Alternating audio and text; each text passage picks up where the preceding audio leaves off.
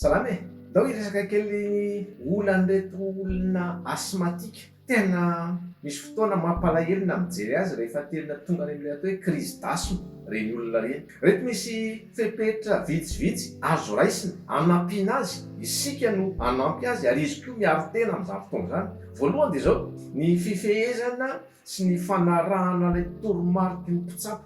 Mila mandray fepetra mihitsy rehefa nitenenin'ilay mpitsabo izany hoe ity fanafody ity dia mila hoentinao ataonao am-paosy mandrakariva fa rehefa sendra misy crise dia ity no ampiasaina le inhalateur de secours resantsika io, misy ery ventoline sy ny karazany, tsy maninona resahana zany. Io dia ataovy any am-paosy, ataovy atsakelehany isan'andro fa mety ilaina tampoka io satria ny crise dia mety miseho amin'ny fotoana rehetra. Faharoa dia izao, mila mamantatra ny ilana sy mampafantatra ny hoe inona ilay miteraka crise, inona mahatonga ilay asthme, inona mahatonga ilay allergie. Ireo zany le facteur déclenchant ny ilazana azy. Le zavatra matetika resantsika moa hita hoe ny vovoka, ny diovina matetika zany aloha ny hevitrano. Ny zavatra rehetra mitahiry vovoka ao an-trano, ny tapis, moquette, ny rehetrarehetra dia mila diovina matetika. Tsy le olona asthmatika indray no asianareo manadio trano eo fa anahirana indray ny hamonjy azy, fa olon-kafa rehefa tsy ao an-trano izy no manadio ilay tokantrano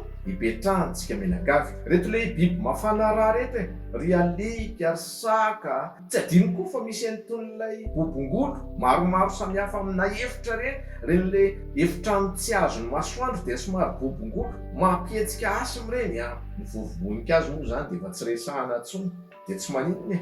Le voninkazo synthetique no efa mahafinaritra sy efa mitovitovy amin'ilay naturel dia aleo mampiasa an'ireny ary. Raha olona asthmatika ny ao an-trano ny tena fadiana tanteraka zany dia ny hoe tsy tokony hanakaiky ary tsy tokony hifoka sigara ny olona asthmatika. Io zany dia averina foana amintsika menakavy. Rehefa mba misy olona asthmatika ao an-trano, rehefa misy olona seriserena sy sekoseko ao an-trano ao dia izao le misolika io resantsika io dia oka tsy hisy fofon-tsigara setroka manelingelina ao tokantrano ao. Ny anankiray tokony ho tandremana koa raha dia hoe ireo ilay fofona na fofona tsara na fofona somary manahirana dia tokony tsisy ao tokantrano. Ny parfum, spray, reto ilay vovon-javatra simika amin'ny produit ménager rehetrarehetra mila mitandrina satria sao dia ireny no hiteraka ilay crise na asthme ho an'ilay ao tokantrano.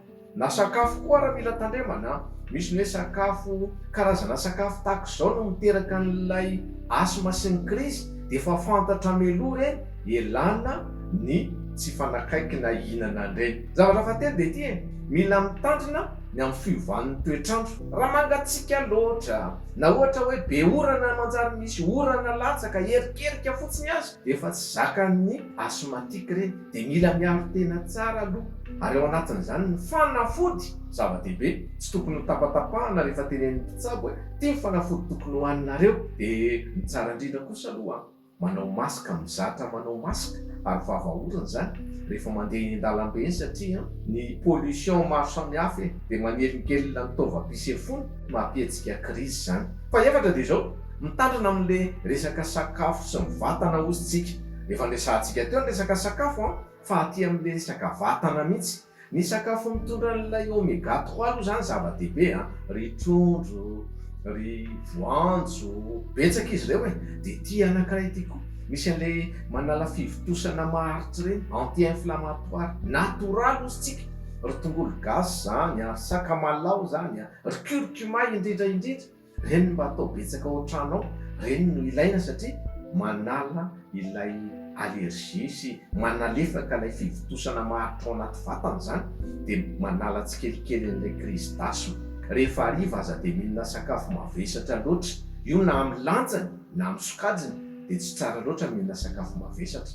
Ny manao fanatanjahantena maivamaivana ilaina zany, fa aza dia manezaka mafy loatra ho anareo asthmatika tsy dia tsara loatra. Indrindra raha tetỳ amin'ilay hoe fihetsem-po diso tafahoatra fa loatra na tezitra loatra tena tsy mety. Lanjalanjao ihany le fahatezerana. Raha misy zavatra mahatezitra dia ataovy mahafaly anareo zany, manahirana koa miaina fa nareo tsy inona asthmatika dia mila mitandrina tsara. Ny olona mety hanao ny adala fa nareo mety ho diran-doza dia mila mitandrina amin'ny zavatra atao rehetra. Fa raha ny resaka ataoko amin'ity an'ity dia zao, misy an'ireo ilay singa izay mety ilaina matetika, tsy maninona azo atao tsara mihitsy ny hoe ireo ilay sakafo na singa misy ny atao hoe magnesium, io mantsy dia tena ilaina be dehibe amin'ny taovam-pisefona, dia mba reny jerena. Ny sakafo mitondra an'ilay zinc, ny sakafo mitondra vitamine D, ny masoandro moa zany dia ilaina be dehibe. Ny vitamine C ilaina be dehibe ho an'ny olona asthmatique. Dia hoy zahay aminareo, kojakojay ny vatana, ny aina tsy ananam-piry, tandremo faly loatra dia tandremana koa nefa nitezitezitra loatra. Le ny aina milamindamina zany mety dia asivo tsikitsiky ny fiainana, raha soantsika rehetra.